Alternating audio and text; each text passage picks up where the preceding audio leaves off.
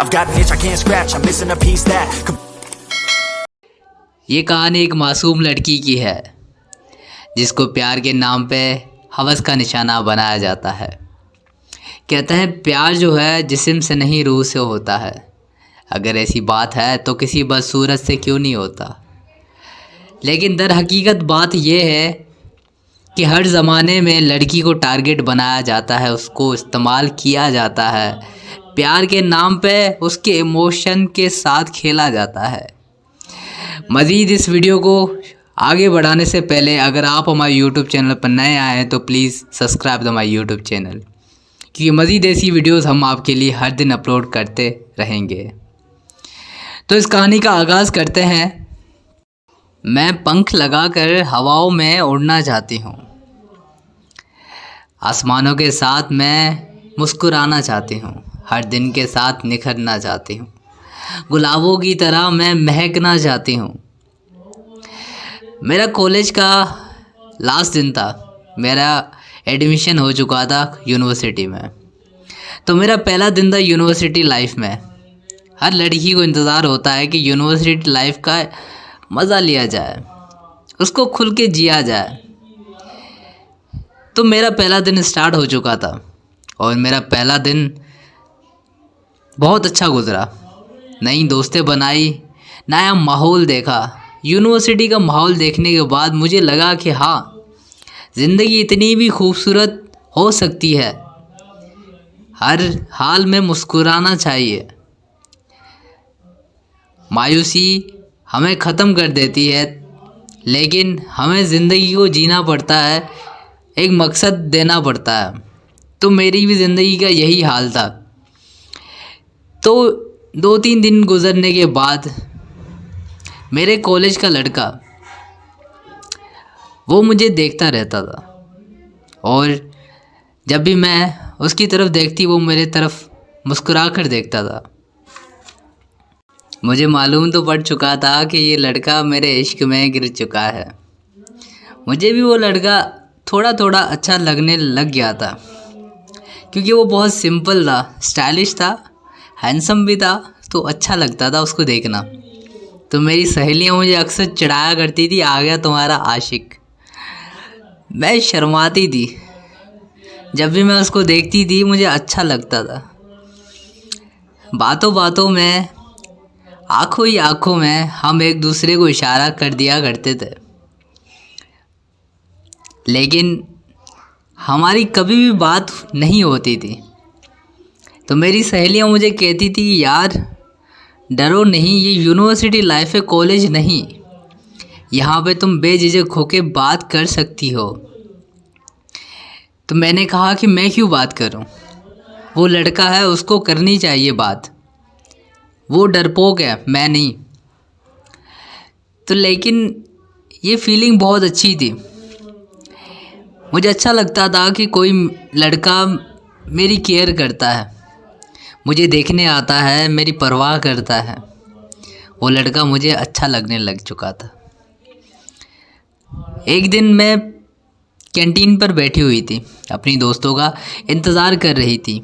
तो वो लड़का मेरे पीछे आया और कहने लगा, मासूम सा चेहरा, उसका जो मासूम सा चेहरा था, वो कहने लगा कि एक्सक्यूज़ मी, क्या मैं यहाँ पे बैठ सकता हूँ? मेरे अभी तक दोस्त आए नहीं है, अगर आप एतराज़ ना करें। तो मैंने कहा कि आप बैठ सकते हैं। मैंने शर्मा के बोला आप बैठ सकते हैं, मुझे कोई एतराज़ नहीं है। तो वो भी खामोशी अख्तियार करके बैठ गया। जब वेटर हमारा ऑर्डर लेने आया तो उसने बोला कि भाई और भाभी जी आप क्या लोगे? तो मैं शर्माने लग गई, उसको कहने लगी ऐसा कुछ नहीं है, वी आर जस्ट फ्रेंड्स। तो हमने ऑर्डर दिया और मैंने चाय और पकोड़े और बहुत कुछ मंगवा लिया था, लेकिन उसने सिर्फ बिरयानी मंगवाई। और जब ऑर्डर लेने के बाद वो लड़का चला गया वेटर, तो हम एक दूसरे को देख नहीं पा रहे थे, आँखों में आँखें मिला नहीं पा रहे थे और बातों आँखों ही आँखों में हम शर्मा रहे थे। तो उसने अपनी किताब निकाली और किताब पे कुछ लिखना शुरू कर दिया उसने। मैं उसकी तरफ देखती रही कि क्या लिख रहा है। जैसे ही वेटर भी आ चुका था, ऑर्डर भी हमारा आ चुका था, हम खाने भी लग गए थे, लेकिन उसको मुझे बहुत अच्छा लग रहा था कि उसके साथ ये मौका मिल गया। किस्मत वाला भी अजीब खेल खेलता है, जिसको मिलाना होता है कहीं ना कहीं कैसे ना कैसे करके मिला ही लेता है। तो उसने अपनी किताब पर कुछ लिखा और लिखने के बाद जहाँ पे उस किताब पे पेपर पे उसने लिखा, वहाँ पे उसने अपनी पेंसिल उसके बीच में डालकर वो किताब उसी टेबल पर रख दी जिस पर हमारा खाना पड़ा हुआ था। जैसे ही खाना ख़त्म हुआ और उसने पूरा बिल दे दिया, मेरा भी, तो मैंने उसको कहा कि मैं अपना बिल खुद दूंगी, वरना मैं यहाँ से उठ के चली जाऊँगी। तो उसने कहा नहीं, ऐसा नहीं करें।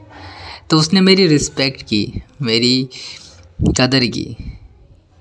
तो मैंने बिल दे दिया अपना और वो उठ के चला गया, लेकिन उसकी किताब वहीं पे रह गई। वो किताब मैंने उठाई और अपनी क्लास की तरफ में चली गई। क्लास में बैठने के बाद वो किताब मैं पढ़ने लग गई थी। पढ़ते पढ़ते उसने लिखा था कि मैं आपसे क्या बोलूं कि मुझे आप किस हद तक पसंद हो। मैं आपसे बहुत प्यार करता हूँ, आपके साथ अपनी पूरी ज़िंदगी गुजारना चाहता हूँ। उस पे ये लिखा था कि मैं आपसे शादी करना चाहता हूँ, आपको अपनी वाइफ बनाना चाहता हूँ। ये अल्फाज जब मैंने पढ़े तो मेरे अंदर वो लड़का उतर चुका था। मुझे लग गया था कि यही लड़का है जो मेरी ज़िंदगी का हमसफ़र बनने के लायक है। तो मैंने अपनी दोस्तों को बताया और कहा कि ये इस लड़के ने मुझे प्रपोज़ किया है। तो मेरी दोस्तें, मेरी सहेलियाँ खुश हो गई। उन्होंने कहा कि ये लड़का बहुत अच्छा है और तुमसे बहुत प्यार भी करता है, तुम हाँ कर दो। तो मैंने ही